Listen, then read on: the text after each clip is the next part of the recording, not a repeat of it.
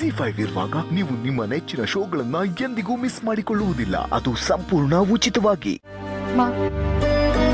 ನಮ್ಮ ಅಪ್ಪ ಅಮ್ಮನೇ ನನ್ನ ಪ್ರಪಂಚ. ಈಗಾಗಲೇ ನನ್ನ ಅರ್ಧ ಪ್ರಪಂಚನ ನಾನು ಕಳ್ಕೊಂಡಿದ್ದೇನೆ.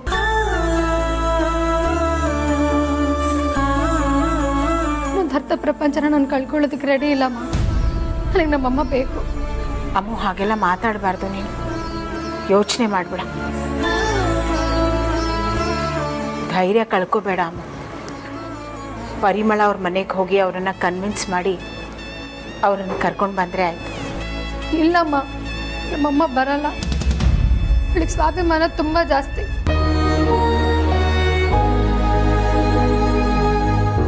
ಮಕ್ಕಳು ಮನೇಲಿರೋದಕ್ಕೆ ಅವಳಿಗೆ ಒಂಚೂರು ಇಷ್ಟ ಇಲ್ಲ.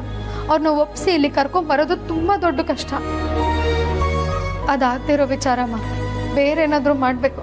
ಆದರೆ ಏನು ಮಾಡೋದು ಅಂತಾನೆ ಗೊತ್ತಾಗ್ತಾ ಇಲ್ಲ.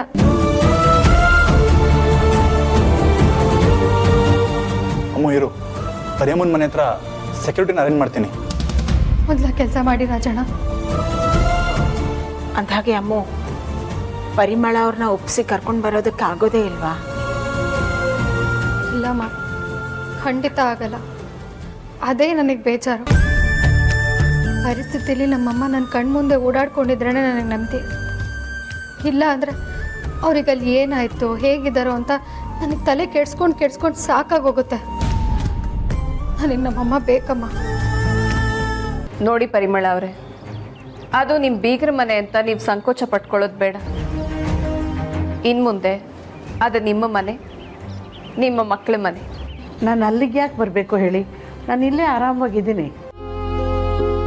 ಅಲ್ಲಿ ಅಮೂಲ್ಯ ಆರ್ತಿನೂ ಜೀವನ ಕೈಲಿ ಹಿಡ್ಕೊಂಡು ಬದುಕ್ತಾ ಇದ್ದಾರೆ. ನಮ್ಮಮ್ಮ ಅಲ್ಲಿ ಹೇಗಿದ್ದಾರೋ, ನನ್ನ ತಂಗಿ ಏನು ಮಾಡ್ತಾ ಇದ್ದಾಳೋ ಅಂತ. ಇಂಥ ಟೈಮ್ನಲ್ಲಿ ನೀವು ಮಕ್ಕಳ ಜೊತೆ ಇದ್ದರೆ ಅವ್ರಿಗೂ ಸಮಾಧಾನ ಆಗುತ್ತೆ, ನಿಮಗೂ ಸ್ವಲ್ಪನಾದರೂ ಮನಃಶಾಂತಿ ಸಿಗುತ್ತೆ ಅಲ್ವಾ? ಸುಹಾಸಿನಿಯವರೇ, ನೀವು ಹೇಳೋದ್ರಲ್ಲಿ ಅರ್ಥ ಇದೆ. ಆ ರೌಡಿಗಳೇನಾದರೂ ಇನ್ನೊಂದು ಸಲ ನನ್ನ ಮನೆಗೆ ಬಂದರೆ ನನ್ನ ಪ್ರಾಣನಾದರೂ ಕೊಟ್ಟು ಸರಿ, ನನ್ನ ಮಗಳನ್ನ ಕಾಪಾಡ್ತೀನಿ ನಾನು. ಈ ಮನೆಯಿಂದ ಬರದೇ ಇರೋದಕ್ಕೆ ಇನ್ನೊಂದು ಮುಖ್ಯವಾದ ಕಾರಣ ಇದೆ. ನಾನು ಯಾವತ್ತೂ ನಮ್ಮ ಯಜಮಾನರನ್ನ ಬಿಟ್ಟಿರ್ತಾನೇ ಇರಲಿಲ್ಲ. ನಾನು ಈ ಮನೇಲೇ ಇದ್ದರೆ ಅವ್ರ ನೆನಪುಗಳು ಹಸಿರಾಗಿರುತ್ತೆ. ಇಲ್ಲೇ ಎಲ್ಲೋ ಅವ್ರು ಓಡಾಡ್ತಿದ್ದಾರೆ ಅಂತ ಅನಿಸುತ್ತೆ. ಆ ನೆನಪಲ್ಲೇ ನಾನು ಖುಷಿಯಾಗಿ ಬದುಕ್ತೀನಿ. ಒಂದು ವೇಳೆ ನಾನು ಏನಾದರೂ ನಿಮ್ಮ ಮನೆಗೆ ಬಂದುಬಿಟ್ರೆ ಅವರಿಲ್ಲ ಅನ್ನೋ ನೆನಪು ನನಗೆ ಕಾಡೋಕ್ಕೆ ಶುರುವಾಗುತ್ತೆ. ಬಲವಂತ ಮಾಡಬೇಡಿ.